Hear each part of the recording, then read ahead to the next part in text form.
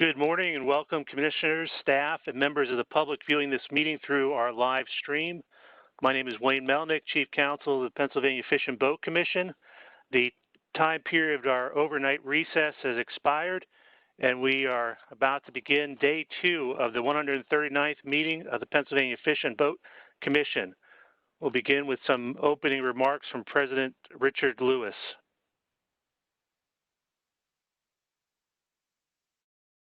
Boaters, and all others who are with us this morning. I'm Richard Lewis, and I'm honored to be the president of your Pennsylvania Fish and Boat Commission Board of Commissioners. Thank you for joining us here on day 2 of the 139th meeting of the Pennsylvania Fish and Boat Commission being conducted today on October 20th. For those who did not participate yesterday in day 1 of this meeting, my opening remarks will, for the most part, mirror those from yesterday. The meeting is being broadcast on Facebook Live and in real time. A recording of the meeting will be available on the Commission's Facebook page immediately after the meeting ends. And also, we will post a recording of the meeting to the Commission's YouTube Facebook page within a few days. As with our last 2 quarterly meetings, it will be apparent that this is not our usual format. The circumstances surrounding the COVID-19 epidemic make it unsafe to hold our normal face-to-face meetings. Nevertheless, we recognize the need to comply with the Pennsylvania Sunshine Act and the Open Meetings Law, and so this board meeting will be conducted in this virtual format with a live stream broadcast to the public.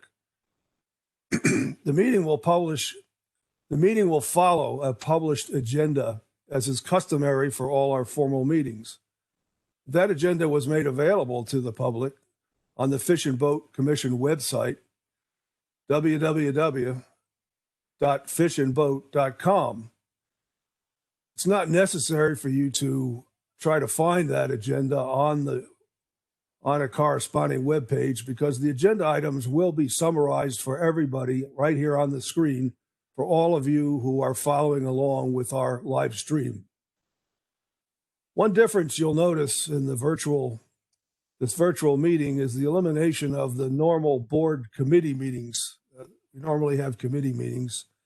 The presentations that would normally have been made as part of committee meetings will now be instead made to the board as a whole. And these presentations will be shared as part of this. I would jump in there if I could, Mike. My favorite job was being an Army journalist. No kidding, because when you went unit. Hold on a second, BJ. We have a live mic. One difference you will notice in this virtual meeting is the elimination of the board's committee meetings. We'll have those as part of the whole board meeting that we're having here. Another difference that it's customary for me or the president to chair the meeting from start to end. And we've decided that it's best to delegate certain portions of the meeting to the commission's chief counsel. These are usually and will be the procedural portions. And this will save a lot of time. It will simplify the meeting and it will increase the efficiency of the meeting, not to have to pass the mic, so to speak, back and forth between me and Wayne and other staff members who will be reporting here. The meeting will include a mix of voting and discussion items. Note that the discussion items correspond with specific elements from our strategic plan. This is by design. The rest of the commissioners and I are in alignment with staff as we complete the second quarter of operating under our agency's new strategic plan. On behalf of the Board of Commissioners, I want to thank the commission staff for their attention to detail in preparing for and conducting this particular board meeting and other past quarterly meetings. We are all looking forward, especially me, to the day when we can resume in-person board meetings to discuss agency business face-to-face. Please bear with us and have patience. We try to run these meetings as well as we can. there may be some glitches in the meeting, like the one you just heard a few minutes ago. And there may be times when we have to remind people to mute and unmute. It's difficult for all of us to master this new technology, but we're working hard at it, and we hope to deliver to you a good, information-filled, meaningful meeting today. One additional item, we plan to call meeting breaks at about 1 hour intervals, and those breaks will be 5 minutes long. I'll now turn the meeting over to Wayne Melnick to lead us in the Pledge of Allegiance and to conduct the roll call as well as the rest of this portion of this meeting. Thank you.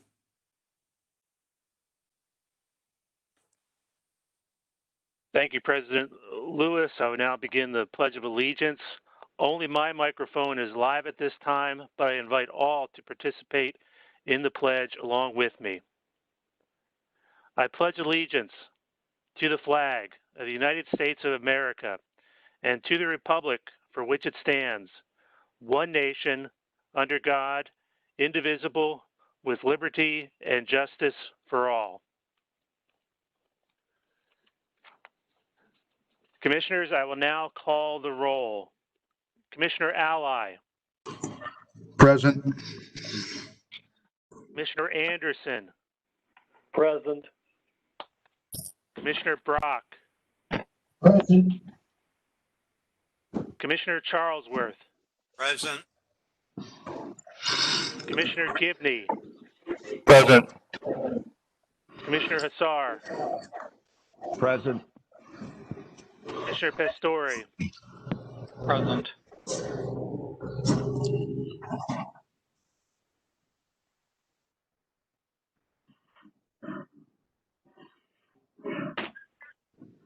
Commissioner Small. Present. Vice President Kaufman. Present. President Lewis. Yes, present. President Lewis, we have a quorum.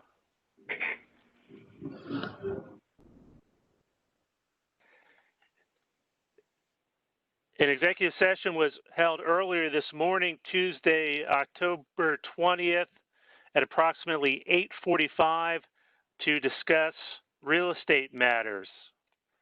Next slide, please. We will now proceed to the voting and discussion item portion of the agenda. You will see a list of those items on your screen over the next couple slides. I'll briefly summarize these items. These include designation revising the limits of 2 stream sections managed with delayed harvest artificial lures only angling regulations. Presentations for discussion include a trout plan release announcement, a voluntary permit update, Chesapeake Bay watershed initiatives, strategic plan survey work, a relevancy roadmap grant. Items in red identify sections of our strategic plan that these discussion items address. Continuing with presentations for discussion, we'll have a non-powered safety material presentation, a boating facilities grant presentation, and a presentation on a boat registration expiration date change. Then we will have 4 items for voting. These include 2 property acquisitions that you see on your screen. Next slide, please. A final rulemaking amending 58 PA Code Section 5192 relating to dredging royalty rates, and then a vote on the schedule of public meetings of the board for 2021. Next slide, please. Our first item is a voting item concerning revision to the limits of 2 stream sections managed with our delayed harvest artificial lures only angling regulations. And this presentation will be made by Dave Nyhart.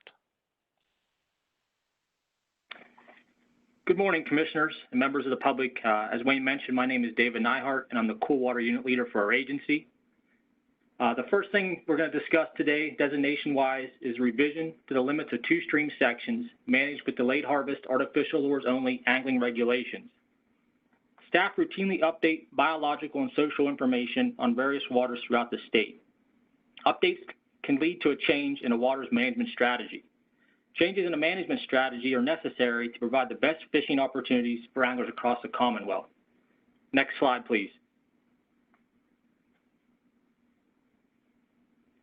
Staff have identified 2 stream sections that are currently managed with delayed harvest, artificial lures only regulations that warrant a revision to their section limits. Based off of public and landowner feedback received during 2020 pertaining to these sections suggests that small reaches on each of these 2 stream sections will be better managed as a standard stock trout water. These reaches are popular with anglers seeking a traditional opening day experience that provides easy stream access and allows for harvest opportunities to occur on opening day and the subsequent weeks after. Next slide, please. The first stream section that staff identified is Kinzu Creek, Section 4, which is located in McKean County. Currently, Section 4 extends for 5.04 river miles in length and extends from the Guffey Road Bridge downstream to the Westline Road Bridge. An increase in landowner posting at this downstream portion of the stream section resulted in limited angler access near the town of Westline. This increase in landowner posting provided less than optimal angling opportunities for those wishing to fish in this stretch of stream. Upon further review of this stream section, staff recommended reducing the limits of Section 4 by 0.27 river miles to the Allegheny National Forest boundary just upstream from the Westline Road Bridge. Next slide, please. Looking at the map inset, you can see here at the red star, Section 4 Kinzu Creek is located in northwestern PA in the county of McKean. Looking at the map, if you look at the navy blue line and the aqua color line, that depicts how the stream section is currently sectioned and managed. So currently Section 4 is from the Guffey Road Bridge downstream to the Westline Road Bridge for a length of 5.04 river miles. Staff are proposing a revision to this section limits. And if you just look at the the navy blue line on its own, this is the proposed revised limits, which would extend from the Guffey Road Bridge downstream to the Allegheny National Forest boundary near the town of Westline. So the aqua line, this is the section that we were proposing to revert back to a standard stock trout water. Next slide, please.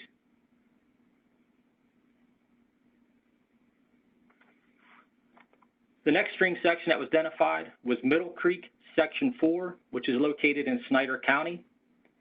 Section 4 currently extends for 2.6 river miles in length. The limits are from 0.3 river miles upstream from the Pine Swamp Road Bridge downstream to the Covered Road Bridge. Section 4 was extended downstream this year in 2020 to include a long pool that was present at the downstream extent of the section limit. Again, based on public feedback that we received during 2020, suggested that this pool was previously popular with opening day and early season trout anglers interested in fishing with all tackle types and are also interested in harvesting fish on opening day. Upon further review of the stream section, staff recommend reducing the limits of Section 4 by 0.6 river miles to the upstream extent of this popular pool. Next slide, please. Looking at the map inset, you can see here that Middle Creek Section 4 is located in central Pennsylvania in Snyder County. Like the previous map, if you look at the dark navy line and the aqua color line, this represents the current management or current sectioning strategy for Middle Creek Section 4. The current limits extend from 0.3 river miles upstream of Pine Swamp Road downstream to the Covered Bridge Road. Staff are proposing the section limits be revised. So the revised limits would just be the dark navy blue line depicted on the map. And the revised limits would be from 0.03 river miles upstream from Pine Swamp Road downstream to 0.06 miles upstream of the Covered Road Bridge. Again, similar to Section 4 of Kinzu Creek, the portion of the stream that's depicted by the aqua color would be resectioned into Section 5, which is a standard stock trout water. Next slide, please. A notice of proposed designations was published on the PA Bulletin on September 19th, 2020, as Exhibit I. The open public comment period was ongoing at the time of this presentation. The public comment period closed on October 18th. The Commission received one public comment, and it did not pertain to the proposed designation. Next slide, please. Staff recommend the Commission revise the limits of two stream sections managed under the delayed harvest only angling regulations as described in the commentary. If approved, these stream sections will revert to Commonwealth inland waters angling regulations on January 1st of 2021. That concludes this presentation. I want to remind commissioners, please identify yourselves whenever speaking for the benefit of our audience. Commissioners, we have a staff recommendation. Do we have a motion on this item? Come on, Eric. This is Commissioner Brock. I'll make that motion.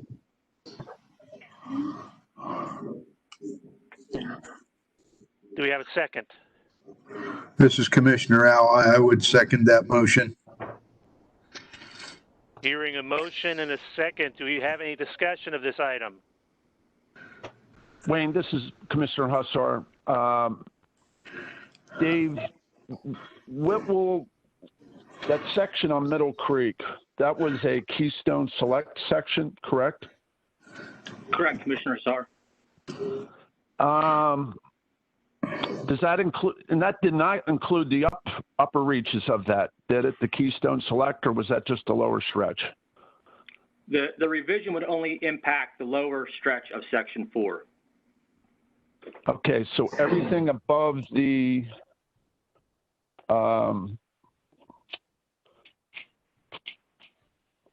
Pine Swamp Bridge, that reach upstream, is that still designated Keystone Select? So from the lower extent, which would be 0.6 miles upstream of the covered road bridge, that portion is remaining in the Keystone Select program. Basically from the top end of that pull down will now be included in Section 5, which is managed as a standard stock trout water. And how far does that reach? Does that go below the covered bridge? Section 5, yes. I'm not exactly sure of the actual length of Section 5, but it does go way below the bridge. And was last year 2020 or this year, was that the only year, the first year we had it as a delayed harvest with the special regs? Section 4 was traditionally managed as delayed harvest water. At the October 2019 commission meeting, we brought a packet of, I believe, 9 waters before the commission, proposing to extend the limits on 9 of those waters that were managed as delayed harvest, and Middle Creek was one of them. So 2020 was the first year for the extension of the limits on Middle Creek. Okay. All right, Dave, thanks. Thank you.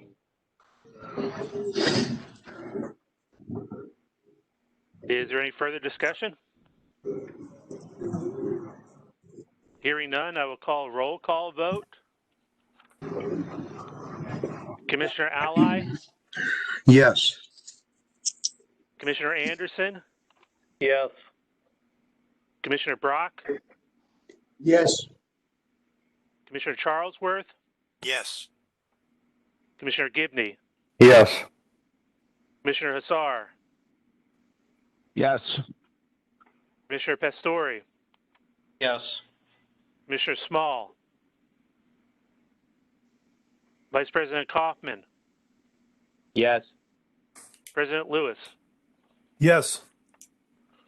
The motion passes. Next slide, please.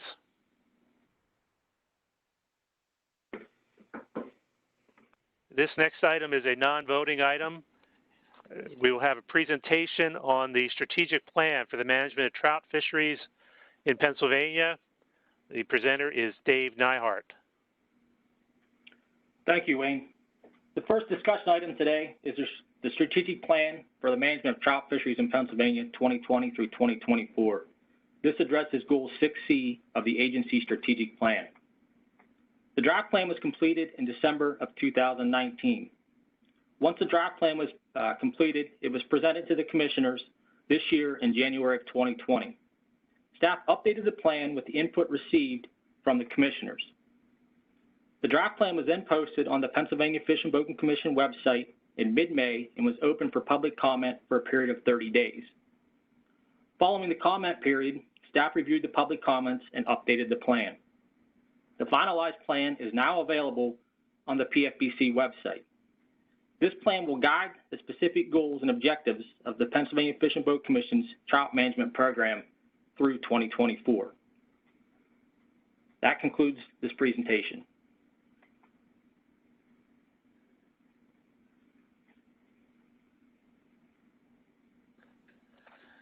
Commissioners, this is the time for the discussion of this item. If you have any questions or comments. The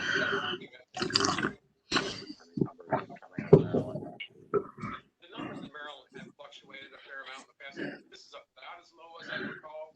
Hearing none, let's have the next slide, please.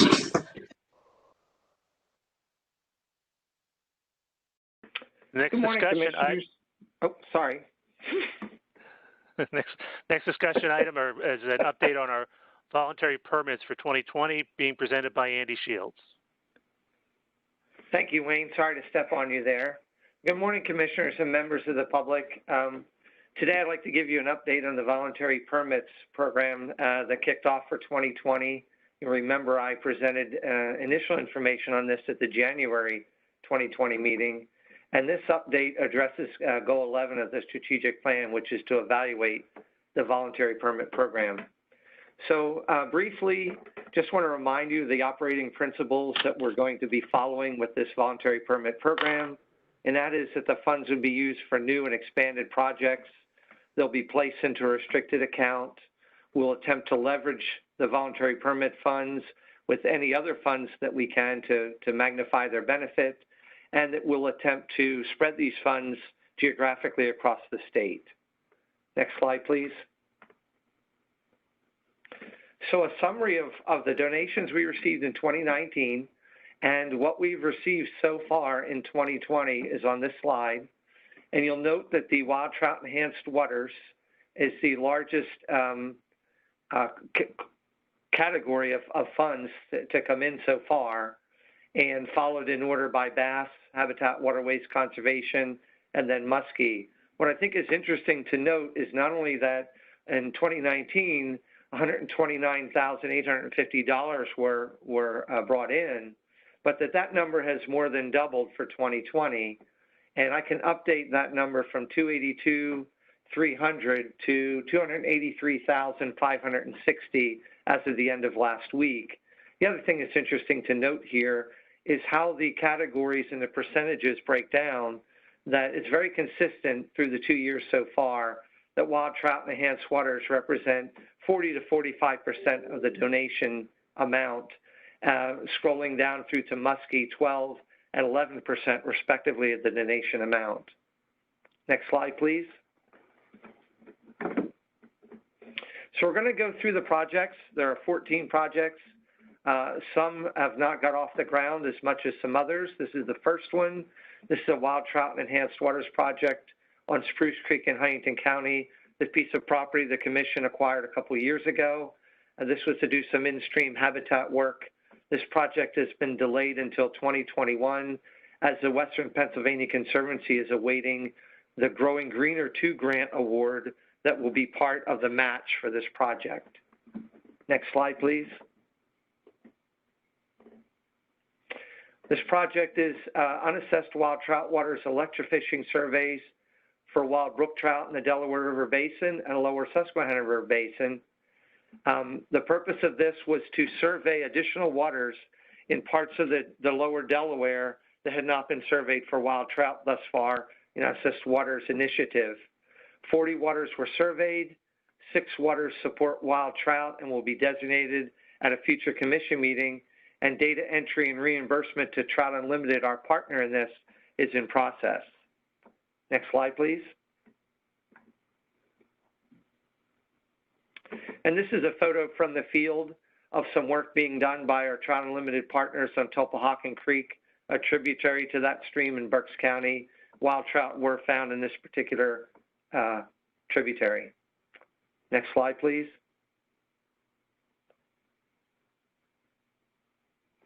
This project was to put passive integrated transponder tags into wild brown and rainbow trout in tributaries and the main stem of the upper Delaware, and to deploy arrays to record those tags in several tributaries. The status of this project is that pit tags and receiver arrays were purchased, and to date, 218 trout have been tagged. The arrays were installed in Sheehawken and Balls Creeks in September to document fall spawning brown trout. They'll be removed over the winter and then redeployed in the spring to document spawning runs of wild rainbow trout.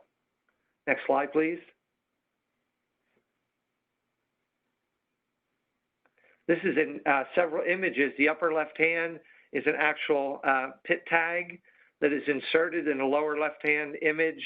You insert that with a special hypodermic needle into the body cavity of a trout. And that picture on the right-hand side is a cable and an array, a receiver array, hooked into a battery-powered electrical receiver. And when a fish containing a tag swims underneath that, it will trigger a response and record the information. Each fish is individually identified. So we know when the fish come into the tributary and when the fish leave the tributary, and that will inform us on future management of spawning periods and population numbers in these tributaries. Next slide, please. This project was culvert removal on Ott Fork, which is in the Tayadatin State Forest in Lycoming County.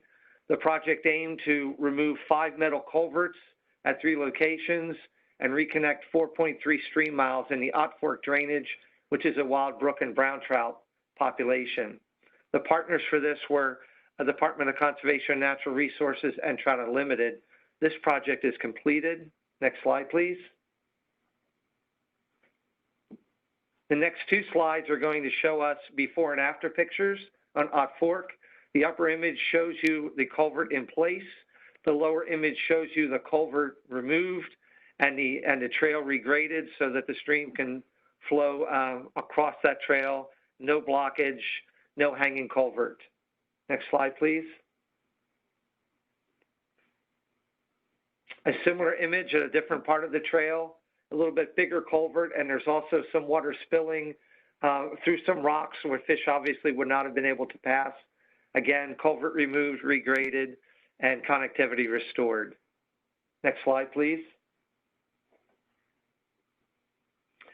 This project, again, under Wild Trout and Enhanced Waters, was to purchase 2 portable winches to be used so that our staff can take fallen or cut timber, pull it into the stream to provide large woody debris so that wild trout have a place to hide and provide security and also cover for forage as well.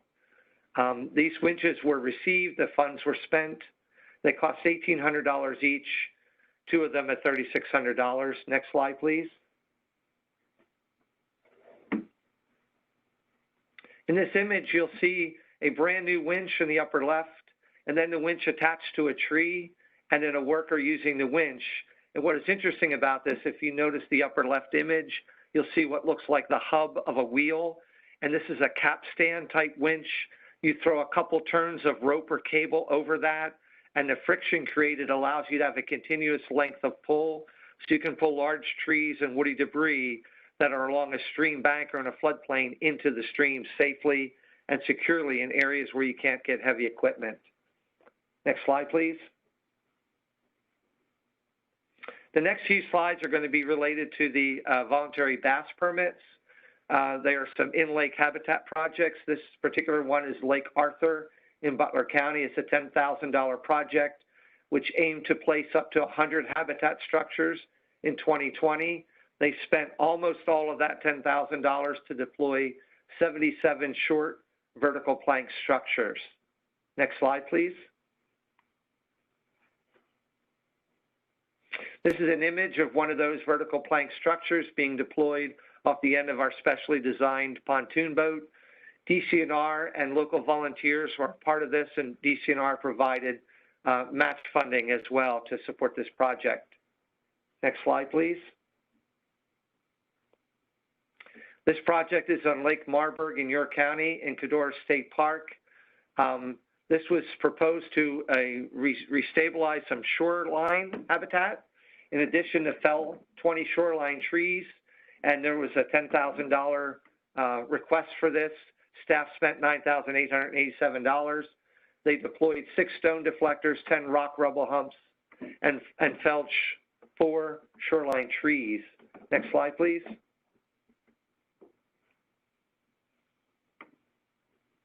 And in this slide, you'll see a before on the left and an after on the right image of an eroded lake shoreline. Staff came in, they placed very large boulders. They backfill with soil and gravel. And this creates a couple benefits. One, it prevents erosion from the bank. 2, there are also some large boulders and rocks placed offshore of this area. So bank anglers have cover that they can fish to. And it provides a nice place for somebody who might have difficulty walking or a family to have a nice flat spot in order to set up to go fish from the bank. So it has a multiple benefit. Next slide, please. This particular bass-funded project is on Blue Marsh Reservoir in Berks County. It's a fish habitat improvement project, $5,000. The U.S. Army Corps of Engineers, staff, and local anglers supported this project. The plan was approximately 50 structures to be placed in the lake in July or August of 2020. This project has been completed, and $4,300 were spent to deploy 48 brush boxes. Next slide, please. And in these 2 images, you'll see the Army Corps of Engineers staff, some volunteers with the brush boxes. They don't have the brush in them yet, but they are concrete blocks in the bottom. They're 2x4 framing, and they're deployed in the bottom of the lake. In the boat in the lower right, you'll see, I'll show you in a future slide, but you'll realize that those boxes are stuffed with live brush. Next slide, please. This particular project is another bass-funded project on Woodcock Creek Lake in Crawford County. Fish habitat improvement, $5,000. Approximately 50 artificial habitat structures were to be placed in 2020. This project is completed. $4,900 were spent to deploy 48 brush boxes. Next slide, please.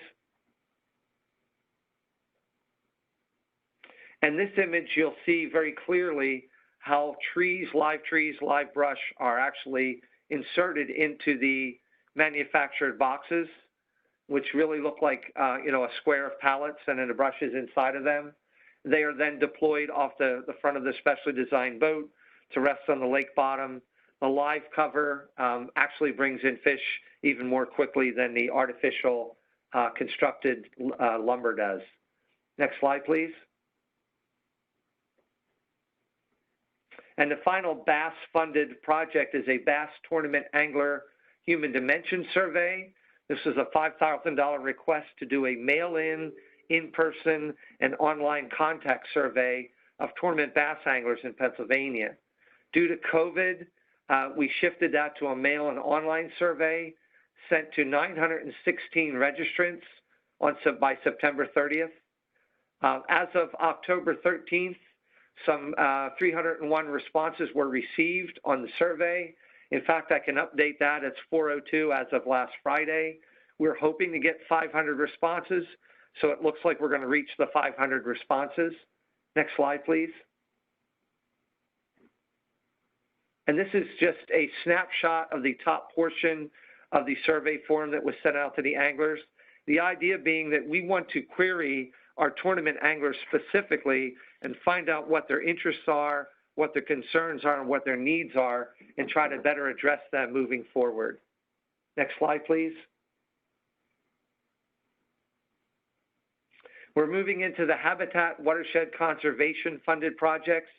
This project is on Buffalo Creek in Union County. It was a children's and disabled fishing area habitat improvement, a rather large project, 1,000 feet in length. Unfortunately, this project has been delayed until 2021. Our staff are currently working with the North Central Pennsylvania Conservancy to establish a cooperative agreement, and we will spend funds on this project in 2021. Next slide, please. This project is on the First Fork Cinemahoning Creek in Potter County in Cinemahoning State Park, and it is a Keystone Select stock trout water, $10,000, and it aimed to place 80 boulders and boulder clusters to do in-stream habitat work and to improve the parking areas. This has become a very popular Keystone Select area. The parking area improvements are scheduled for this winter. Placement of boulders will be later in the year 2021. No funds have been spent yet on this project. Next slide, please. And finally, we're moving into the final two projects that are related to muskies. The first one is to purchase minnows to feed hatchery-produced muskie fingerlings for $5,000. We know that when muskies are raised on dry diet, if we can finish them off on minnows, it increases their ability to be better predators when they're released, and it adds some additional nutrition to them prior to being stocked. This project was able to purchase $5,000 worth of fathead minnows in June at $4.65 per pound, which provided 1,075 pounds of minnows to be distributed to nearly 35,000 yearling muskies that were stocked this past July. So this project did precisely what it was proposed to do. Next slide, please. And in this image in the lower left, you'll see a bunch of very nervous and scared forage minnows in the bottom left of the tank, and the muskies hovering above them. And in the far right, you'll see the size of these muskie fingerlings that are being stocked now that we've moved to growing fish to a year old before we put them out. And these minnows help us get them to that size. Survival is much better when the fingerlings are 12 to 14 to 15 inches long. Next slide, please. And the final project is a muskie project. It was to purchase an inline water heating system for the Lionsville State Fish Hatchery. We have to heat water in order to culture our warm and cool water fish, and this would provide a dedicated warm water system for muskie tanks and would provide 20% more heated water for muskie culture at Lionsville. This project was completed. It requested $11,000. Staff were extremely close to the line, and they spent $10,998 to purchase a gas-fired water heater and have it installed. Next slide, please. And here's an image of that brand new water heater in place and doing its job. Next slide, please. And the final slide in the summary for this presentation is that these projects ultimately will expend $126,317 of the $129,850 collected in 2019. And as I mentioned, as of October 14th, this slide says as of October 7th, but as of October 14th, $283,560 have been collected this year for the voluntary permit program, and we will be developing new projects for the year 2021. That is the conclusion of this presentation, and I'll answer any questions.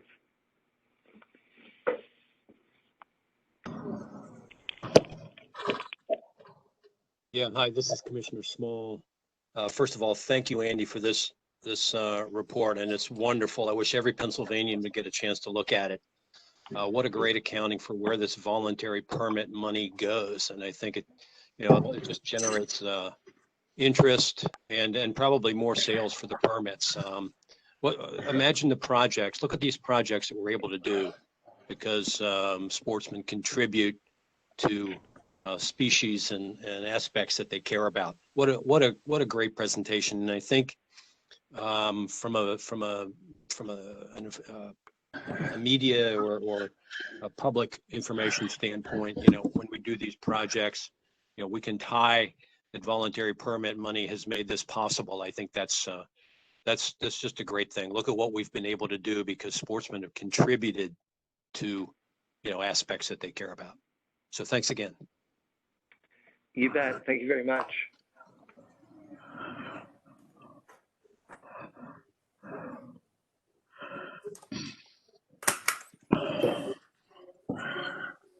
Is there any further discussion or questions? Hey, Wayne, it's Tim. This is Tim Schaefer. Just for those that are listening online, we do projects with willing landowners. If anything that you've seen here has sparked an interest for waterways or lakes in your own area, we'd love to talk with you. We do projects on facilities that are open to the public. We have a long planning horizon, but like the things like at the state park lakes, those are done in partnership with DCNR. But we could do projects on other lakes that are open to public fishing as well. So just wanted to plant that seed with anyone who might be listening online.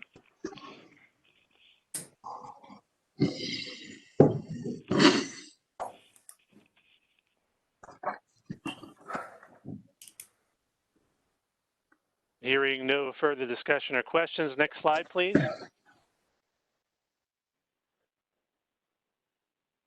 The next item for discussion is an update on the Chesapeake Bay Watershed Habitat Unit to be presented by Tyler Neiman.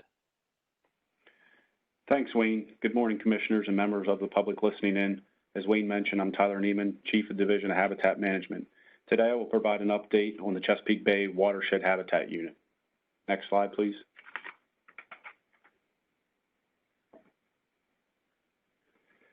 Before I update you on the Chesapeake Bay Watershed Habitat Unit, I wanted to provide you with the background of how we got to this point. Since 2008, the Pennsylvania Fish and Boat Commission has been a part of the North Central Stream Restoration Partnership. The partners in this partnership include North Central Pennsylvania Conservancy, Pennsylvania Department of Environmental Protection, North Central Regional Office, the Fish and Boat Commission, as well as the local county conservation districts. Our partnership goals are to decrease erosion, improve aquatic habitats, stabilize the stream banks, increase filtration of runoff, and plant riparian buffers. Next slide, please. The Bay watershed is shown on the left. The area the North Central Stream Restoration Partnership traditionally works in is on your right. You can see it's a large portion of the Upper Bay watershed.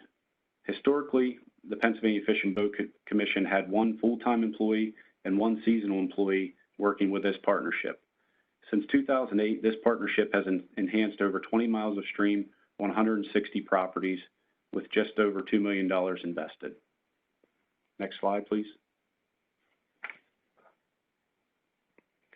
Through the EPA's Chesapeake Bay Implementation Grant Program, the Pennsylvania Fish and Boat Commission was approved for a project totaling $3,814,646 over 4 years.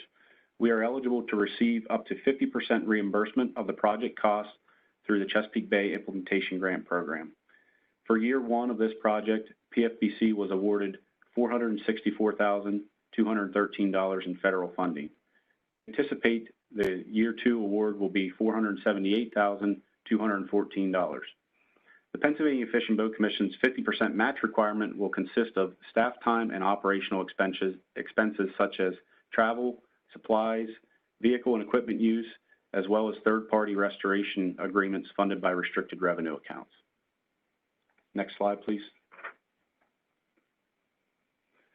So as part of the Chesapeake Bay Implementation Grant Project, in 2020, the Pennsylvania Fish and Boat Commission created the Chesapeake Bay Watershed Habitat Unit within our stream habitat section.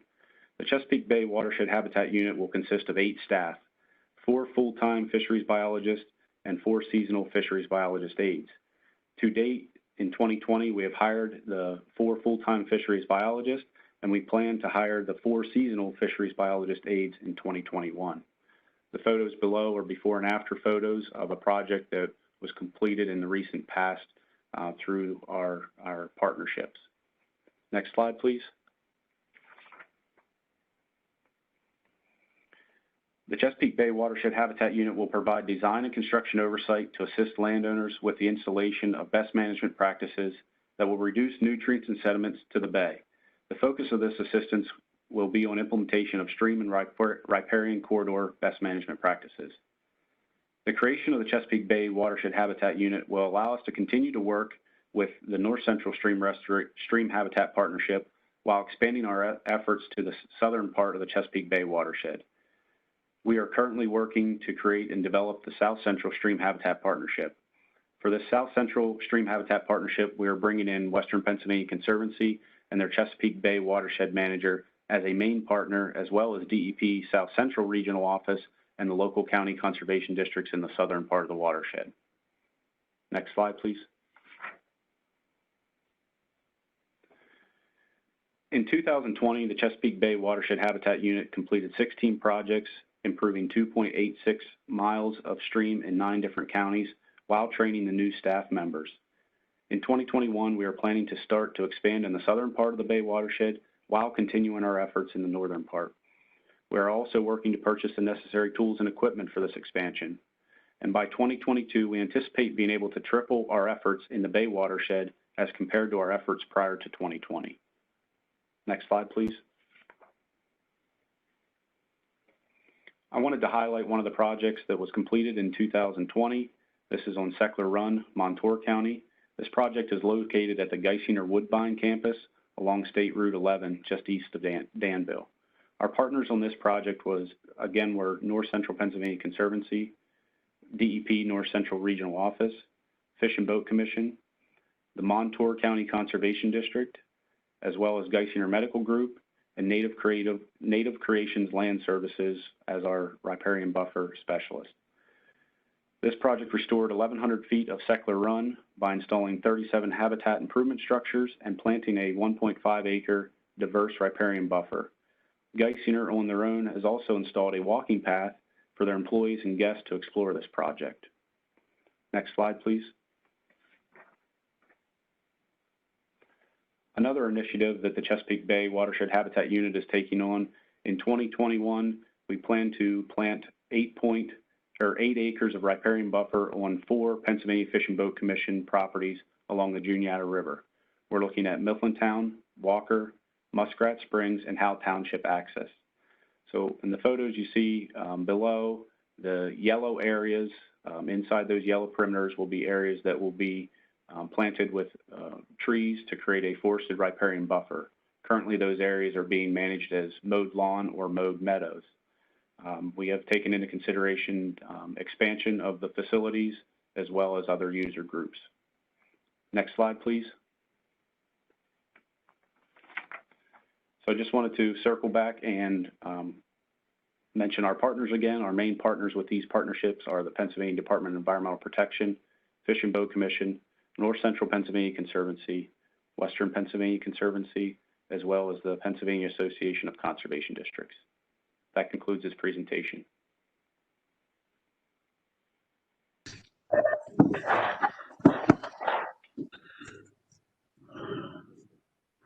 This is a time for discussion or questions regarding this item. This is Commissioner Ally. Tyler, I want to compliment you on the excellent presentation. My question is, do you have any idea how much this has helped Pennsylvania DEP satisfy the requirements for decreasing pollution to the Chesapeake Bay? I know that we're quite a bit behind, and I'm hoping that this project has been a positive effect for that. Sure, that's a great question, Commissioner. Thank you. So this project, in this project, we are a technical service provider providing the technical guidance for the stream and riparian best management practices.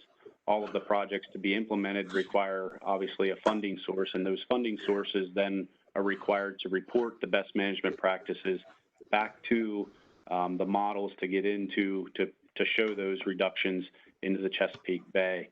I don't have an exact number of what this has contributed, but we feel pretty confident that we're moving in the right direction. Or this is Commissioner Lewis. Tyler, this is Commissioner Lewis.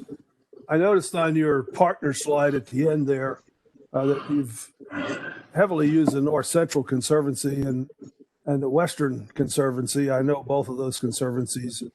Now you're moving into South Central. I was apparent there was the absence of a partnership with the South Central Conservancy. Is that something that is by design, or is it just happened, or have they not been interested? Tell us what's going on there.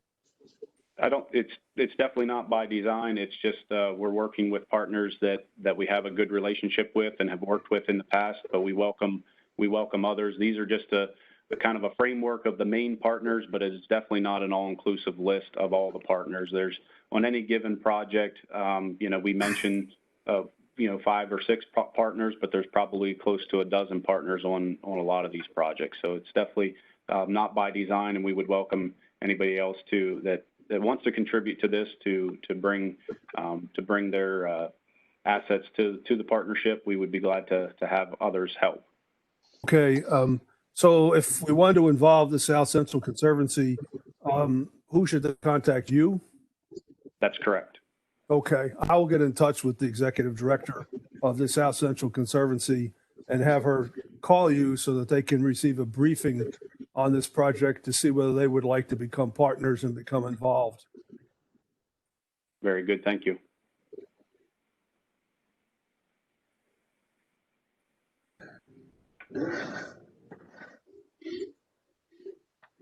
Tyler, this is Commissioner Hussar. When you're looking at these projects, and I know we're dealing with some of these are on private property, what type of an investment are the property owners making as a contribution to this, if any? Yeah, there's some contribution from the landowners with regards to match for the grant applications. Oftentimes, the landowner will provide some materials. If we're working on an agricultural setting, they may provide some seed and straw mulch for erosion and sediment control plans. They may provide some equipment to help move some materials around on the project site. But overall, we're able to historically, we've been able to bring in grant funding and match funding sources that even if the landowner is unable to provide resources towards the project, we're still able to get the projects to completion. Great, thank you.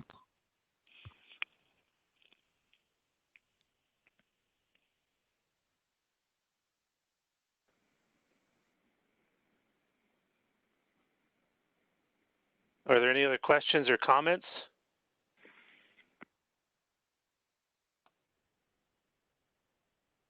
Hearing none, we'll move on to the next slide, please. The next item up for discussion is a presentation on the strategic plan, surveys, and related items to be presented by Carl Richardson. Good morning, everyone. My presentation is going to focus on the 8 projects that were identified in this most recent version of the strategic plan. Those projects are public surveys. Some are of the angler and boating public. Some are of non-participants. And there's also some work that is essentially part of marketing research. These projects address 20 or more goals and were identified by an internal group. Projects were either expressly stated or were kind of implied or were given as part of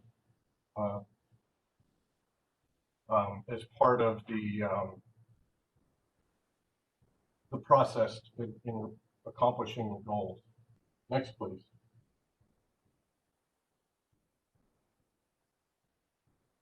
We're going to rely on third-party experts, and essentially this process is the same regardless of the project. And they will be handled kind of on a case-by-case basis in terms of selecting vendors. The steps are rather simple, and from beginning to end, we can accomplish a lot of these projects within a 6-month period. Next, please. So for each project, I'm going to give you a brief overview, as well as a timeline in terms of completion dates, and then also a status update where applicable. as some of the projects are 3 years out. Next, please. The first project is related to the Commission's implementation of a national plan that was developed by the Association of Fish and Wildlife Agencies. It is the relevancy roadmap. The funding for this particular project is coming in part from a grant that we received from the Wildlife Management Institute. Wildlife Management Institute was charged with providing funding for the implementation of the relevancy roadmap. Those of you, next please.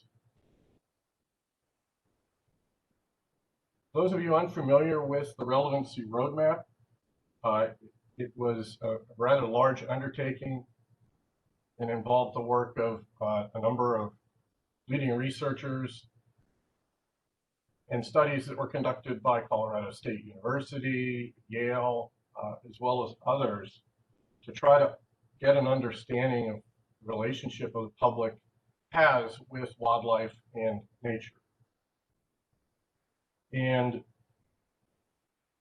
this was in response to AFWA's membership recognition that the social context for fish and wildlife is changing rapidly. Specifically, habitat loss, invasive species, biodiversity decline, climate change, etc., are accelerating. But at the same time, the historic funding sources for these sorts of, to address those sorts of things, come from hunters and anglers. And those numbers are declining. So the roadmap was designed to be a guide to help agencies become more relevant with a much broader constituency that is beyond anglers, boaters, hunters, and such. Next, please.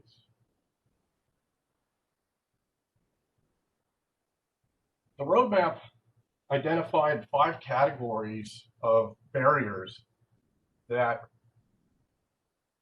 restricted an agency's ability to increase its relevancy. And of those, within those 5 categories, they identified 19 specific limiting factors. Now, not all those limiting factors apply to every agency. Again, this is essentially just a guide. The projects that we're undertaking are aimed at addressing those limiting factors labeled constituent culture. That is, how do people see us? How do they interact with us? And then the next is constituent capacity. That is, what barriers are there for their participation and or interaction with the agency. Next, please. So the results of this work is going to be an important part of guiding the next steps within the Gone First Catch Center. Just as a reminder, the Gone First Catch Center is funded in part from the endowment from Mr. Gone and provided staffing as well as equipment housed directly within the 5-county area surrounding Philadelphia, an opportunity to deliver programming, whether it was just presence at a community event or whether it was actual instructional opportunities. Next, please.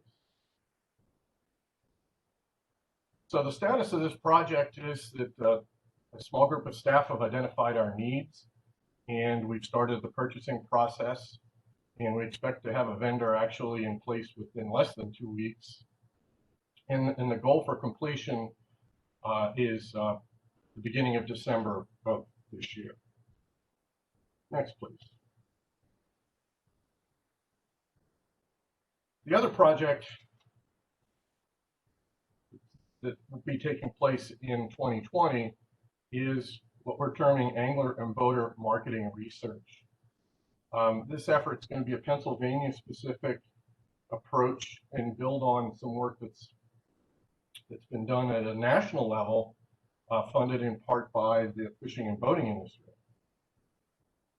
And this work is going to be designed to try to determine motivations, the barriers, the things that limit participation, and also to try to address what the commission itself can do to help enable increased participation. In the work that you see there illustrated are some marketing segmentation studies that were done, as well as some other actionable strategies. In many of these national efforts, there is a portion of the Pennsylvania population that is surveyed, but it's very small. And so this effort is to try to get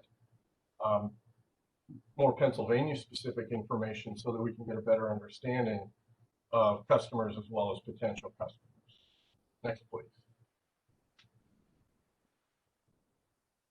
The results of this research is going to be integrated into our three, recruitment, retention, and reactivation efforts, as well as agency marketing. We're in the process now of developing a statement of work, and vendor procurement will be rather quickly, again, a 2 to 4 week time frame. And the goal is to have this complete by the end of December of this year. Next, please. The next is less of a public survey and more of a research project, a feasibility study, and that's to evaluate the use of mobile applications to collect data from users.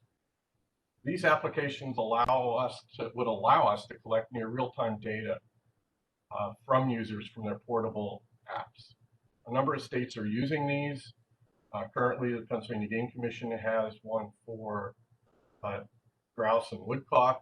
Other states are using them to tracking. Could be in reptile sightings as well as backyard bird feeding stations, etc. The question is going to be, are we able to add a component to our existing app that would enable this collection of data, or do we look at a standalone item? And some of that research has started. We've contacted some of these other states to learn about their experiences. One part of that will also be to try to determine how willing the public is to use it, because obviously we don't want to build it unless they are going to use it. Next, please. Next up is the public input component for the update of the agency strategic fishing and boating access plan. The goal is to try to understand their use of accesses, what are their preferences, and as I mentioned, it's essentially going to update inform the update of the plan. With the June 2022 goal of completing the plan, this work will occur in the months leading up to that date. In terms of its status, there have been some early discussions on the development of the plan, and as that process develops, we'll begin to look to develop a statement of work to get that public input component completed. Next, please.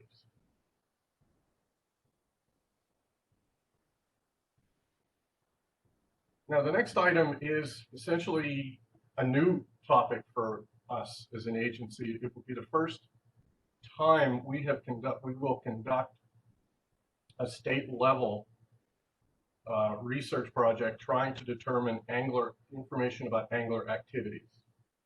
While we've conducted other on-the-ground creel surveys, some telephone surveys of trout anglers, as well as other very specific user groups, this will be the first time that we'll be looking at anglers as a broader audience. This effort is going to try to determine what their satisfaction levels are, how much they're actually fishing, and also, more importantly than anything, is economic numbers. We've got some numbers, some estimates from several national studies that have occurred. This will be the first that we've attempted to try to quantify that spending related to fishing.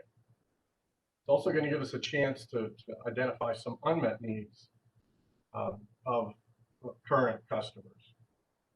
One of the other goals of this is to build on information that's being obtained through creel surveys, being conducted between now and then. And again, the goal in that one is to have it complete by June of 2023. Next, please. The next project is scheduled to be completed in June of 2023, and it's related to climate change and angler behavior. This project is going to allow us to determine the perceptions, the attitudes, and knowledge of relates to climate change and its impact on fishing resources. It's also going to give us a chance to determine whether they've altered their behavior as a result. For example, because we experience high flows in the spring because of significant rainfall events, are they shifting their fishing to lakes? Are they practicing more catch and release? Are they practicing less catch and release? Also going to determine their willingness to change behavior. As an example, as water temperatures increase, catch and release mortality becomes a significant factor. So will anglers be willing to fish less or harvest fish in other instances where they may have ordinarily released the fish? And as I mentioned earlier, the goal is to complete that by June of 2023. Next, please.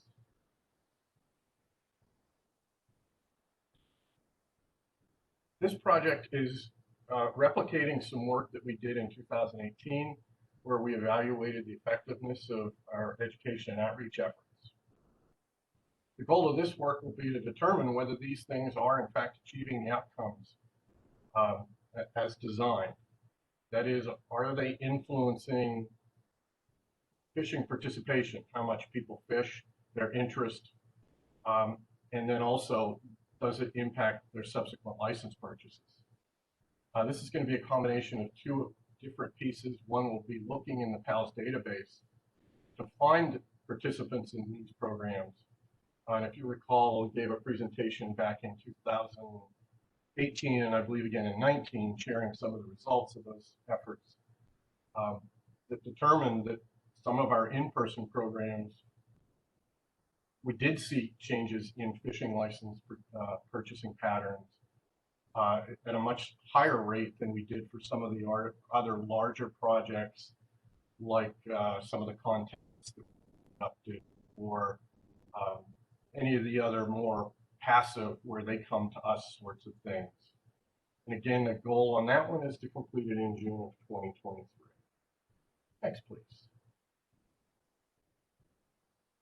Final project that I want to review is that's scheduled is, again, it will be the first time effort for the commission, where we'll be determining the user needs of participants in paddle sports.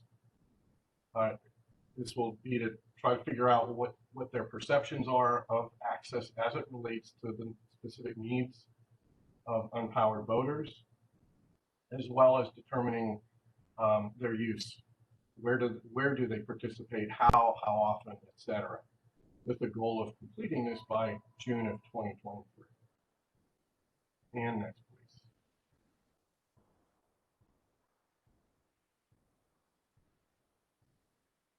This shows a timeline, a chart that outlines when these projects are scheduled to occur. And with the exception of 1 year, we're doing, we've got two projects or more scheduled for each year. So there, as I mentioned, there are 8 specific projects tied to more than 20 different goals or actions identified within the strategic plan. And these dates match up with those timelines. You see the lighter shaded areas of green, that's preliminary work that's done because these are rather large projects and will require a lot more effort on the front end. Some of the others, such as the 2 that we're engaging in right now, can be turned around relatively quickly. Others, because it's going to be a first-time effort for us, will take a lot more startup. And this concludes my presentation.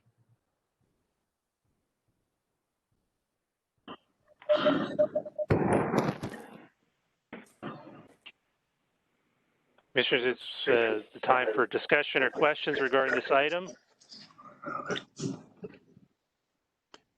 Yeah, this is Commissioner Small, and thank you, Carl, for all of this. A couple of questions here. How, for example, the statewide angler survey, how will they be contacted for the survey? Is it email? How is it going to take place? That's a good question. If you'd asked me that question 10 or 15 years ago, it would have been relatively simple. New York had carried that out on a few occasions back in the late 90s, early 2000s, and it was simply a mail form. The commission, if you've ever been contacted by them, they have the option of you receive a postcard saying that they want you to fill out a harvest survey. And then you can go online and do that, and then eventually they may send you a paper survey. So we've got that. We've got a number of opportunities with phone surveys. And it's likely that we'll be doing a combination of all of those methods to try to get the most accurate information possible. It used to be easy to do a telephone survey, but as anyone who answers their phone these days realizes that there's an awful lot of people calling and asking questions. Fortunately for us, our participants are pretty willing to be able to provide us with some information, so it's a little different than it would be to survey the general public. Hey, BJ, this is Tim. It's important to note, going back to the beginning, that we'll be using outside vendors who have really national level experience in surveying the types of audiences from whom we want to elicit the data. So they are current on the best practices for how to contact people. So as Carl said, it'll be a combination of factors, but it'll be being driven by the latest research and what really works the best and will yield the highest level of return. Yeah, that's good. A follow-up then, looking at the timeline, are any of these surveys combined into one survey, like the statewide angler and the climate change and behavior? Are they separate surveys, or are they going to be combined? The current plan is separate because with a lot of this work, you can either cover a wide variety of topics, but only at a surface level, or we can focus and get into it at a much more deeper level because people's willingness to provide information. We don't want anybody to be on the phone or online for an extended period of time trying to provide us with information. So, well, that's one of the reasons why we're dealing with this separate project. Another thing is that the population that's going to be sampled will be different. In the case of what we're undertaking right now, we're not talking to anglers and boaters, we're talking to potential participants. So they are currently being handled as separate projects.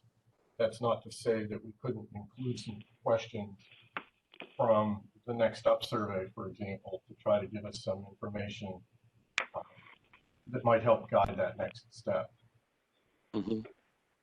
Okay, good. Sounds good. Thanks, Carl.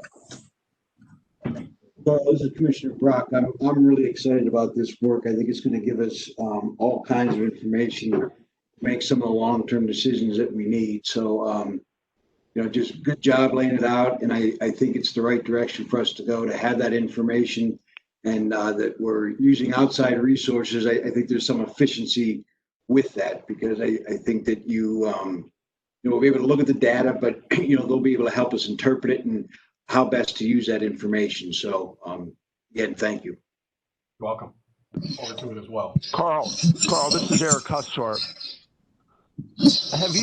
Have we made any adjustments to the plan, I guess, in respect to the surge in license sales and boating registrations and increased participation this year? Has there anything been changed with our plan or adapted to try to capture this surge? From a timing aspect. Right. I mean, I guess I view it as a timing's of the essence, and due to this increase, this would be a heck of a time to, gather this data and do some data mining.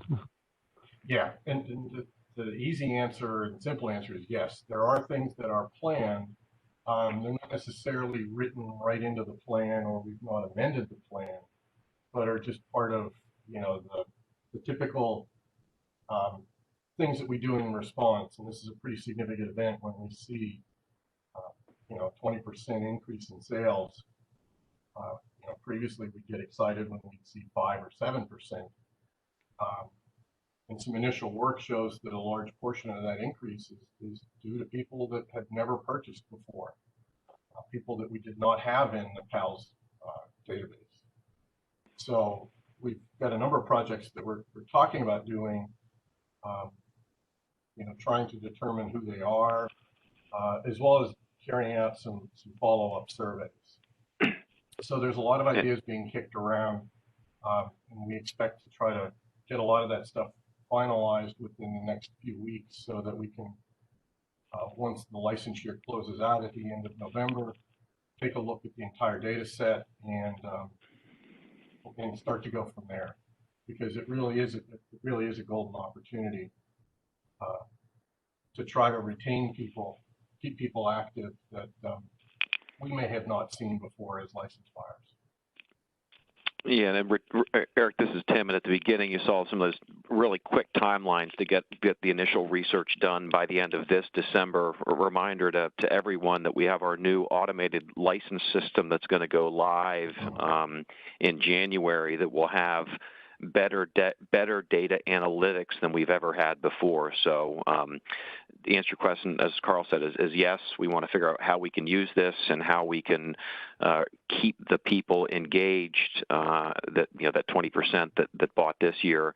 There's also some national information that's coming out that we get through our sources at the Association of Fish and Wildlife Agencies, Recreational Boating and Fishing Foundation. We're working really closely with them to see what the national trends are. Yeah, and we're already thinking about that. I mean, licenses go on sale December 1st, but we really do see an opportunity for a really, really big push, and there will be a big marketing push here in the new year with the new system.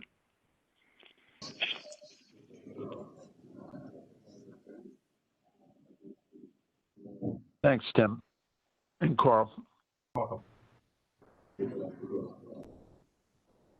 So last thing I'll say, if there are any more questions on this, I noted for those that were on yesterday, and Richard and I both noted that the presentations that you'll see today and going forward during quarterly Board of Commissioner meetings will relate to strategic plan items.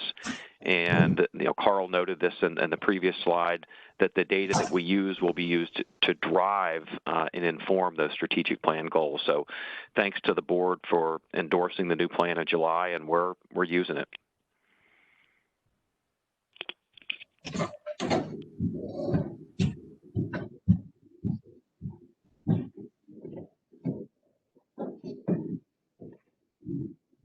Commissioners, with that, we're at the point where we have our first scheduled recess. So we're going to take a 5-minute recess.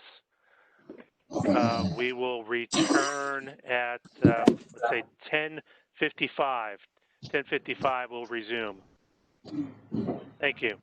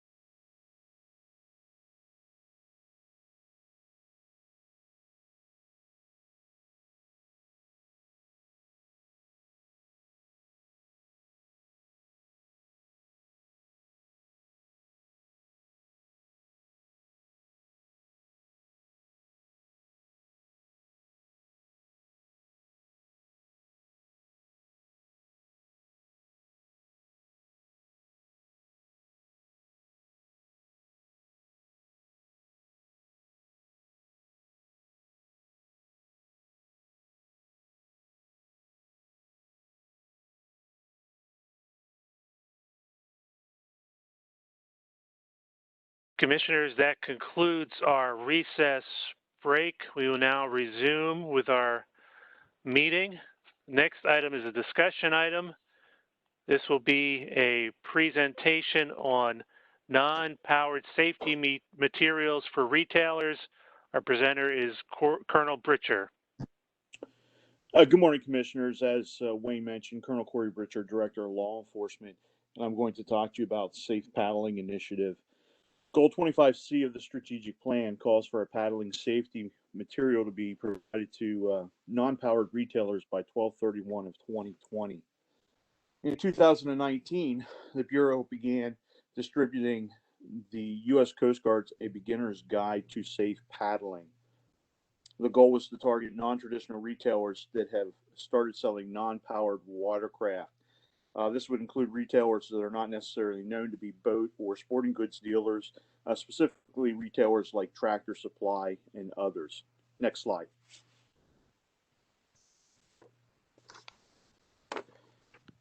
The brochure, as you can see below, is also a PDF that's available on our website. 10,000 brochures were procured by the from the U.S. Coast Guard in the spring of 2019 and again in 2020.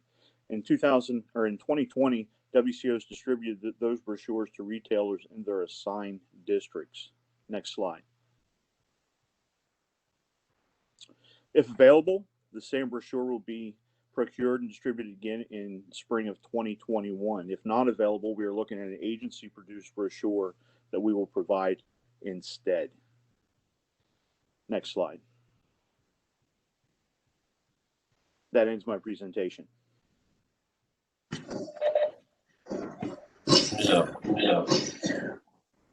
This is Commissioner Ally.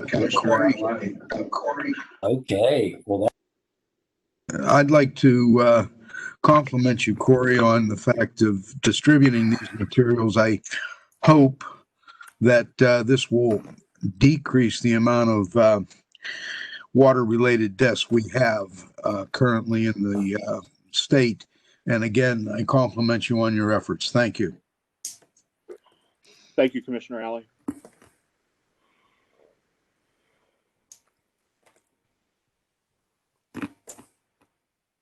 Commissioners, do you have any further questions or comments?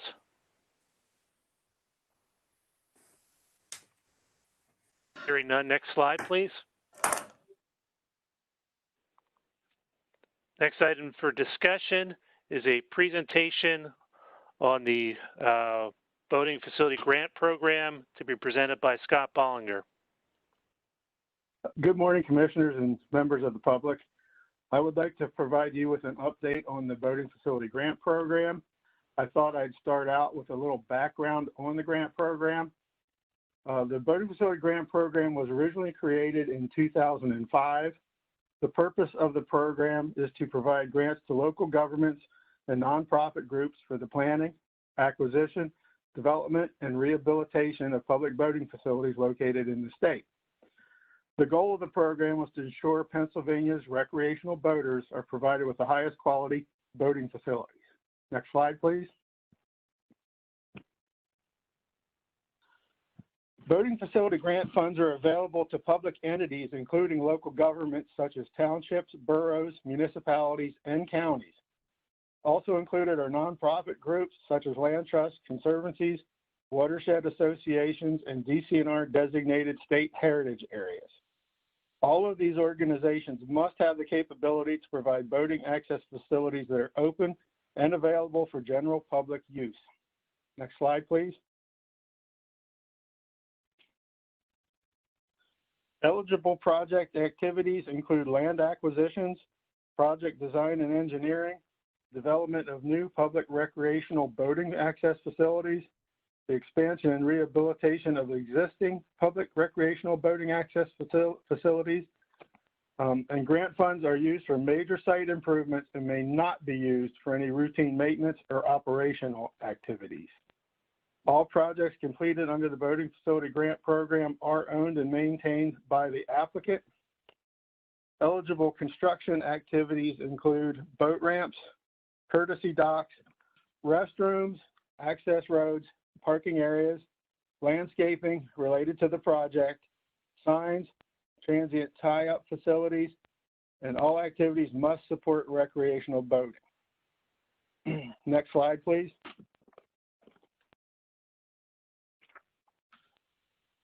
The Boating Facility Grant Program will reimburse recipients for up to 50% of the costs for the project.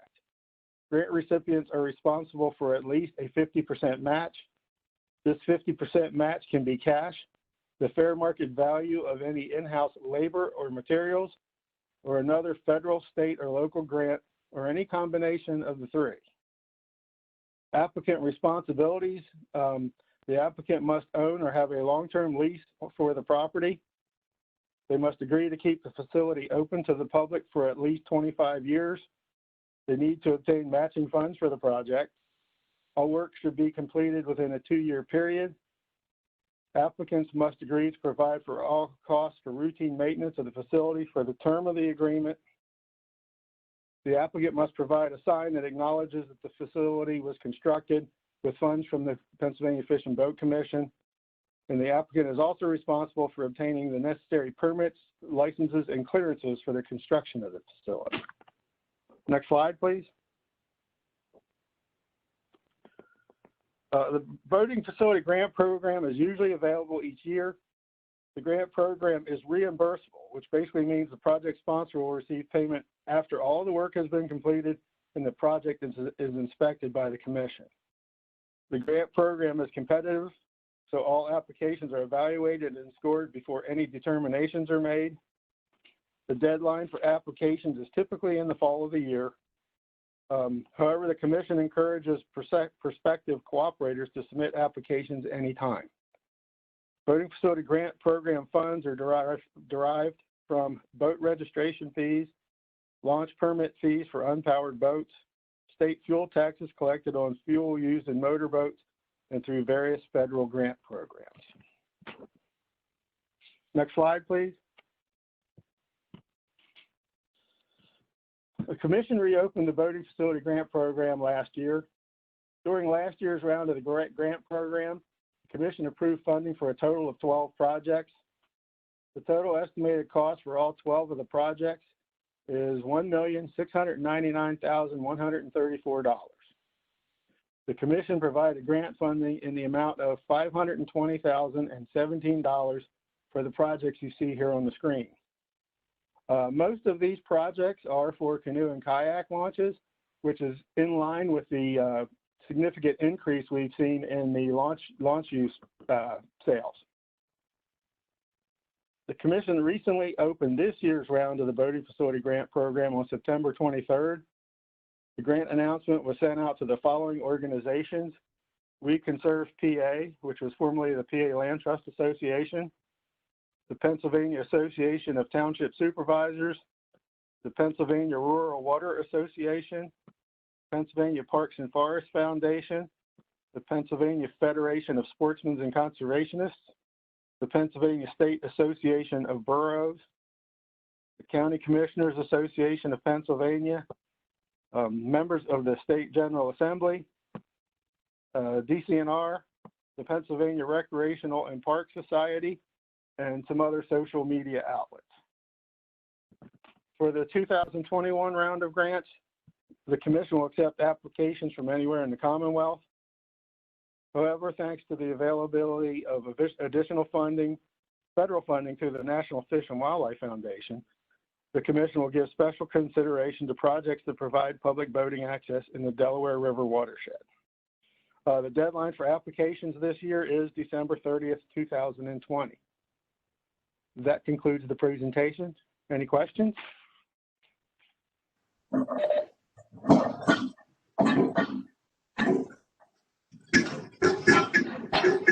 This is Commissioner Charles. Scott, could you copy of your slide presentation here? I'm sorry, I'm having trouble hearing you, Commissioner.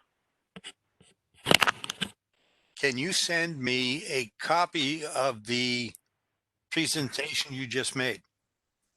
Absolutely, Commissioner. Thank you.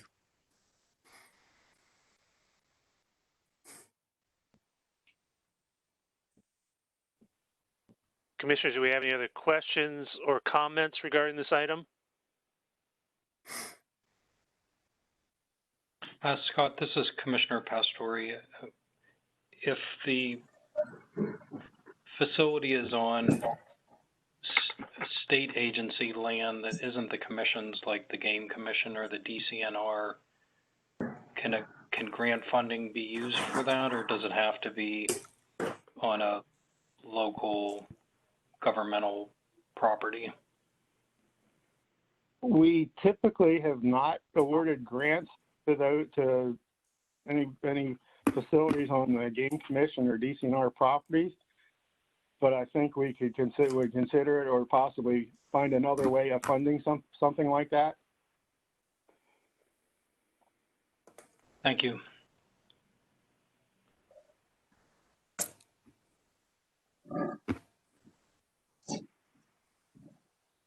Commissioners, any further comments or questions?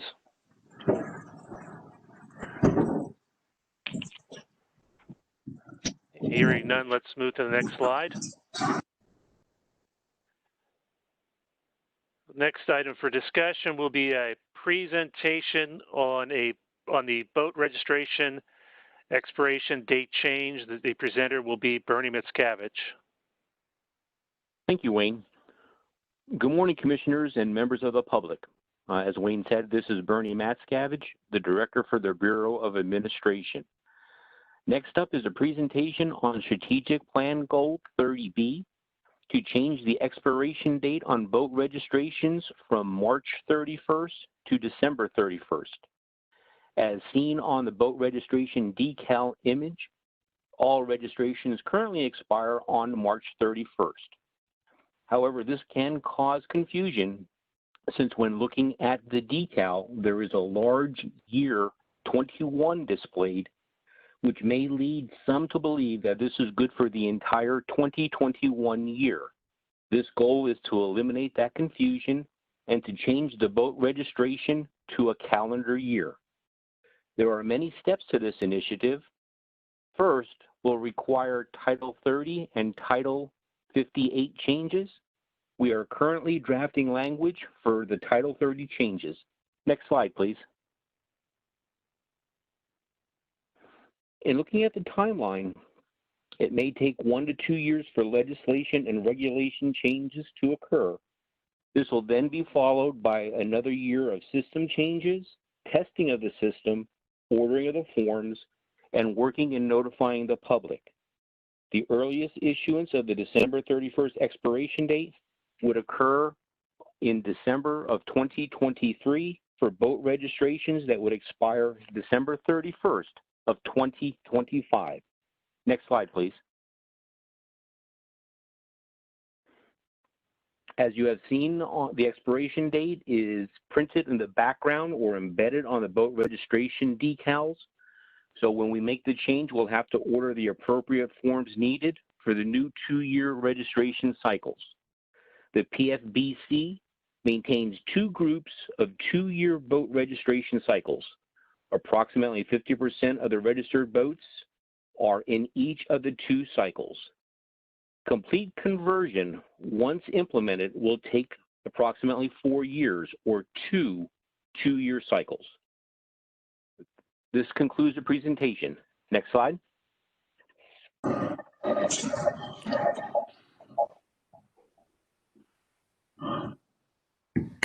Commissioners, this is time for questions or comment.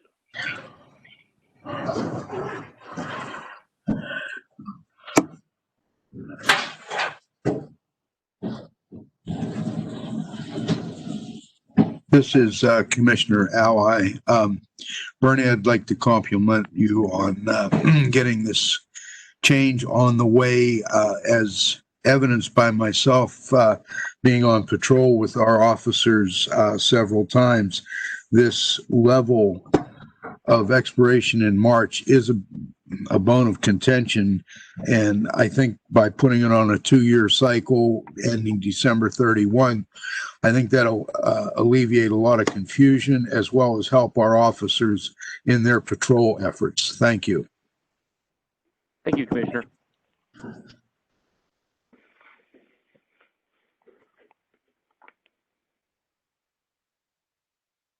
Commissioners, do you have any further questions or comments? Hearing none, let's move to the next slide. The next item is a property acquisition or property disposition at Apple Tree Access. The presenter is Linda Adler.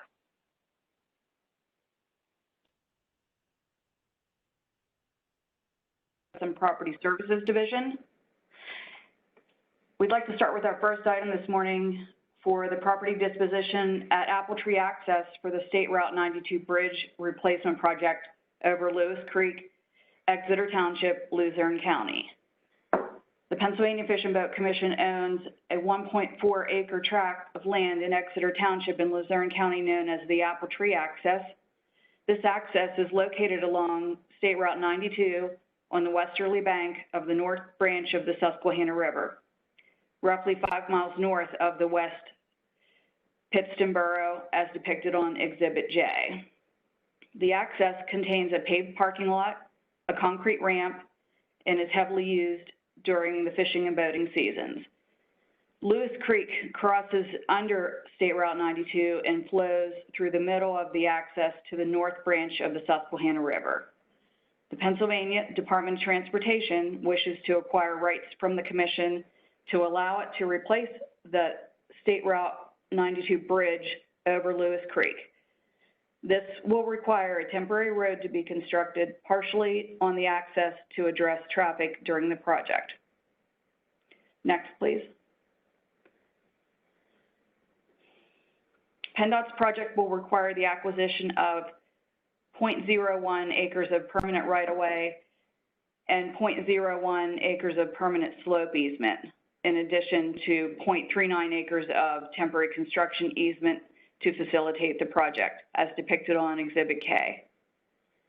The temporary construction easement will revert back to the Commission at the conclusion of the construction. PennDOT will be required to pay fair market value for the easement rights, will allow the access to remain open during construction, will accommodate all Commission operational needs during construction, and will mitigate for any losses or impact caused by the project. The project area will be restored to a condition equal to or better than its current condition at the conclusion of the project. The project will not have any long-term impacts on the access. The disposition of the listed property rights will be subject to staff performing necessary due diligence in addressing any issues that arise during that process. Next slide, please.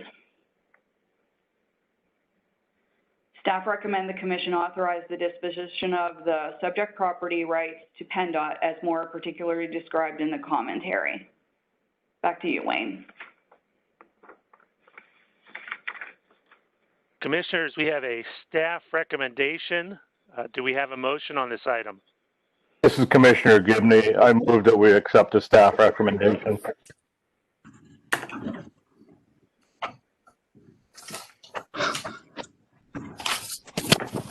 Did you hear me? This is Commissioner Gibney. Did you hear me?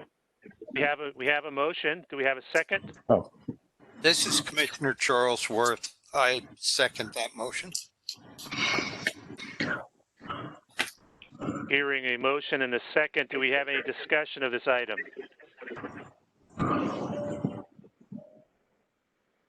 Hearing none, I will call for a roll call vote. Commissioner Ally? Yes. Commissioner Anderson? Yes. Commissioner Brock? Yes. Commissioner Charlesworth? Yes. Commissioner Gibney? Yes. Commissioner Hassar? Yes. Commissioner Pastore? Yes. Commissioner Small? Yes. Vice President Kaufman? Yes. President Lewis? Yes. The motion passes. Next slide, please.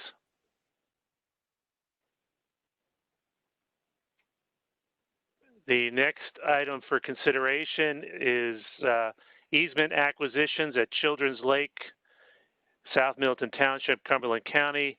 This will again be presented by Linda Adler. Thank you, Wayne. The next item up will be the easement acquisition at Children's Lake, South Middleton Township, Cumberland County. This Pennsylvania Fish and Boat Commission owns a 7-acre tract of land in the village of Boiling Springs, South Middleton Township, Cumberland County, which contains Children's Lake, a 6-acre lake as depicted on Exhibit L. Additionally, the commission owns a 0.3-acre flowage easement. The flowage easement is the right to periodically flow water on, inundate, and flood an area without liability for damages resulting from such action. Next slide. Children's Lake Dam has been classified as a Hazard 3 category, size, Class C structure by the Pennsylvania Department of Environmental Protection. The dam structure does not meet current DEP standards for spillway capacity and embankment stability. Next, please. Design for the rehabilitation of the dam is complete and construction is expected to begin spring of 2021. The anticipated dam rehabilitation project will repair and replace the dam's primary and auxiliary spillways and address structural and drainage issues. The project will also allow for placement of ADA-compliant sidewalks and railings, construction of streetscape features, sediment removal, and ecological assessments. Next, please.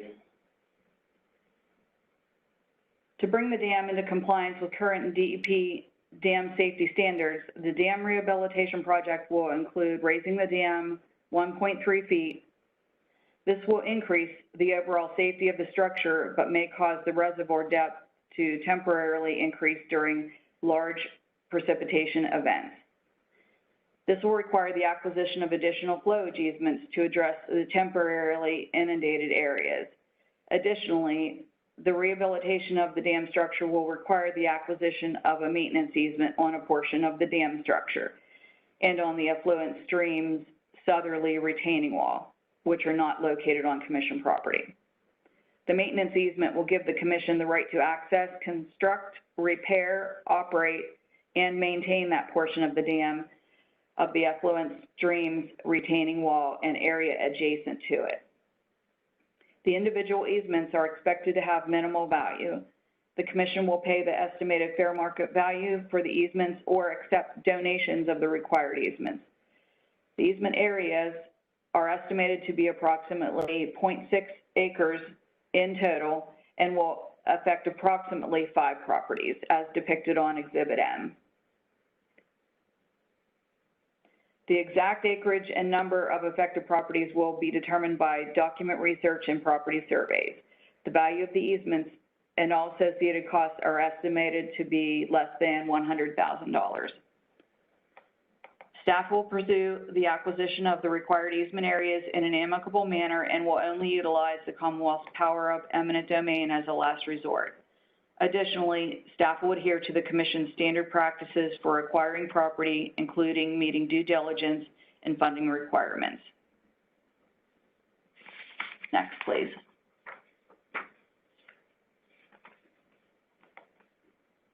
Staff recommend that the Commission authorize the acquisition of the flowage and maintenance easements as described in the commentary. Back to you, Wayne.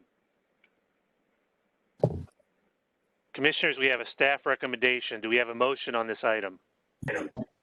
Yes, this is Commissioner Small, and I'm happy to make this motion.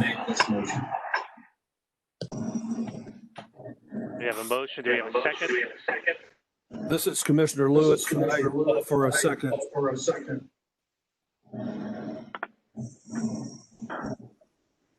Hearing a motion and a second, do we have any discussion of this item?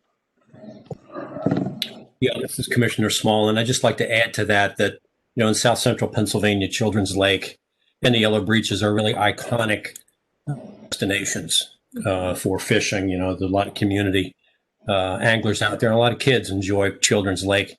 When this project is finished, not only is the dam and the spillway going to be safer, but the walkway and the areas where anglers and the general public walk is going to be much wider and much safer as well. And from my perspective, I give kudos to South Middleton Township officials and staff. My perspective is they've been terrific collaborators to this point.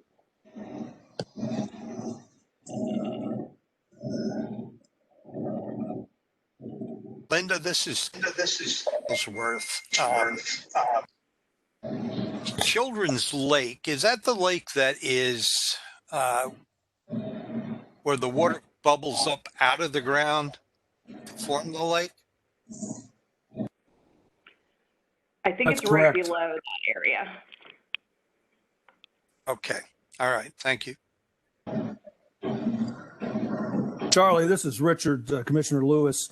The spring bubbles up and forms the lake, but the work is below that area. The spring is basically the headwaters of the lake. Yeah, I just wanted to identify which lake it was. Thanks.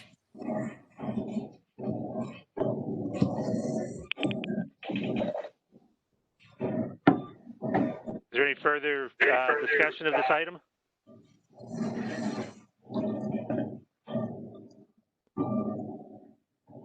Hearing none, I will call a roll call vote.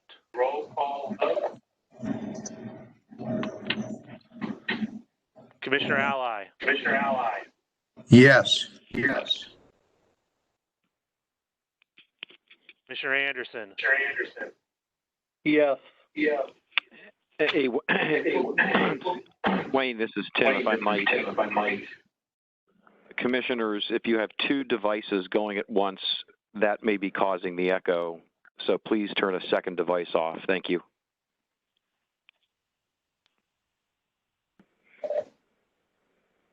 Commissioner Brock. Yes. Commissioner Charlesworth. Yes. Commissioner Gibney. Yes. Commissioner Hassar. Yes. Commissioner Pastore. Yes. Commissioner Small. Yes. Vice President Kaufman. Yes. President Lewis. Yes. Commissioners, the motion passes. Next slide, please.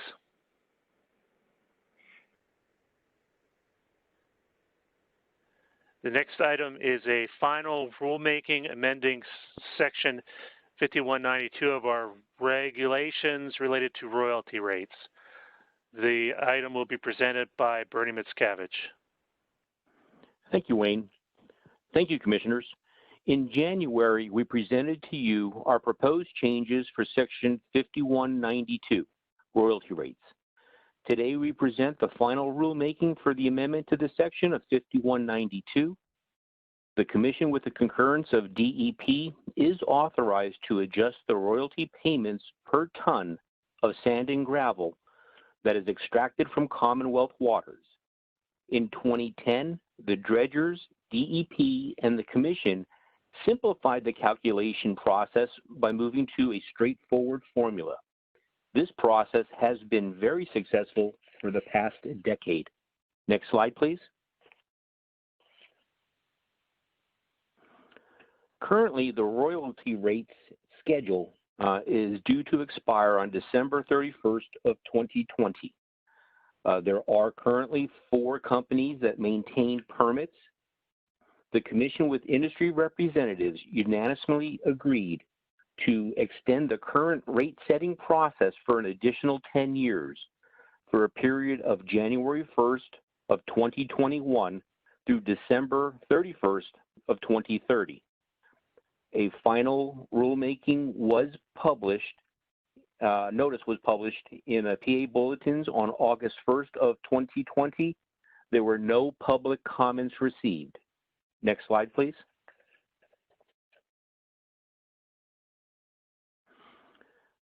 Staff proposed the following amendment: to delete Section 1. Next slide, please.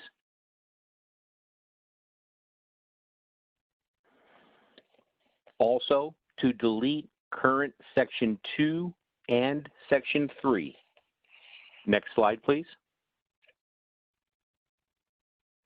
We would then create a new Section 1 that was the language from the old Section 3 and extends the expiration date to December 31st of 2030. Again, a notice of final rulemaking was published in August of 2020 with no comments received. Next slide, please. Staff recommend that the Commission adopt the amendments as set forth in the notice of proposed rulemaking. If adopted, the amendments will go into effect upon publication in the Pennsylvania Bulletin. Thank you. Back to you, Wayne. Commissioners, we have a staff recommendation. Do we have a motion on this item? This is Commissioner Ally. I agree with the motion. We have a motion from Commissioner Ally. Do we have a second? Yes, this is Commissioner Small, and I will second that motion. Hearing a motion and a second, do we have any discussion? Hearing none, I will call a roll call vote. Commissioner Ally? Yes. Commissioner Anderson? Yes. Commissioner Brock? Yes. Commissioner Charlesworth? Yes. Commissioner Gibney? Yes. Commissioner Hassar? Yes. Commissioner Pastore? Yes. Commissioner Small? Yes. Vice President Kaufman? Yes. President Lewis? Yes. The motion passes. Next slide, please.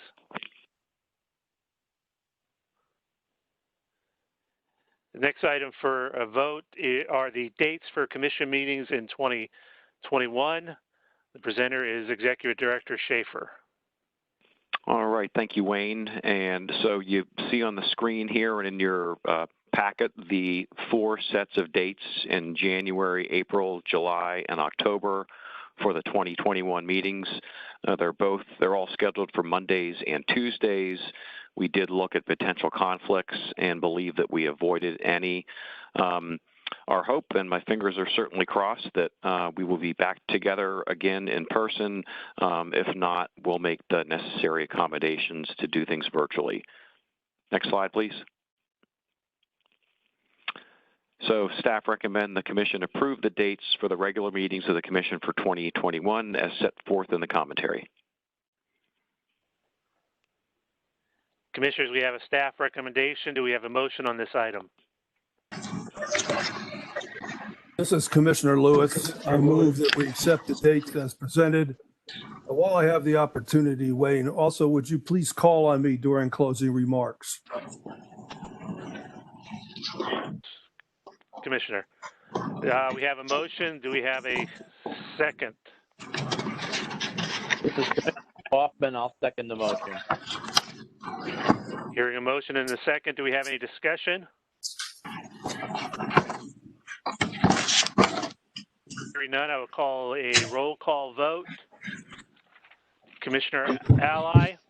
Yes. Commissioner Anderson? Yes. Commissioner Brock?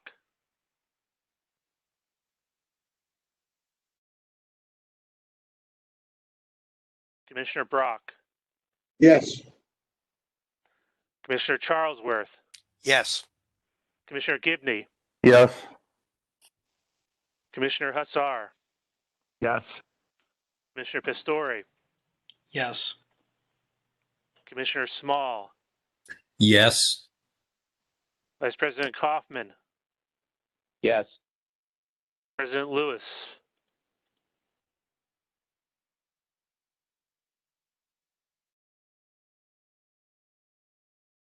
President Lewis? Yes. The motion passes. Next slide, please.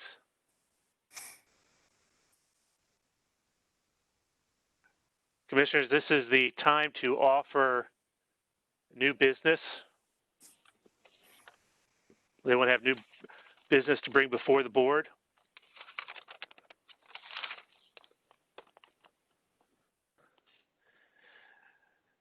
Commissioners, I now formally announce that you will be holding a special meeting on November 4th, 2020, using this same virtual format. That special meeting is being called to review two final rulemakings whose public comment periods did not conclude in time for today's meeting. Commissioners, I also now formally announce that your next quarterly meeting will take place on January 25th and 26th, 2021 in Harrisburg, unless circumstances require another virtual meeting. At this time, I will turn the microphone over to President Lewis for his closing comment. Thank you, Wayne. I'd like to say that I don't personally consider this virtual meeting format to be the best we can use, but it's certainly not as desirable as a face-to-face, in-person quarterly meeting, but it is the only acceptable substitute we have at this time. I think I can speak for all the other commissioners when I say that we are really looking forward to the day when we can go back to face-to-face meetings and not have to worry about muting and unmuting and echoing and all the other things that come along with these virtual meetings. I also want to offer my thanks to all of the anglers and the boaters who attended this two-day meeting and who support the work of our commission. We really appreciate your support. And I want to send my best wishes to you for a happy, a healthy, and a safe fall and winter season. Thank you.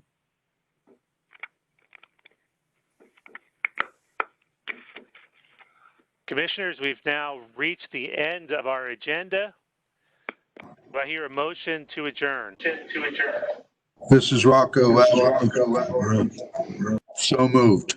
Is there a second?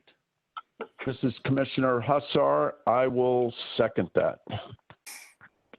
All those in favor signify by saying yes. Yes. Yes. Yes. Motion to adjourn passes. Thank you all for your attendance. This meeting is now adjourned.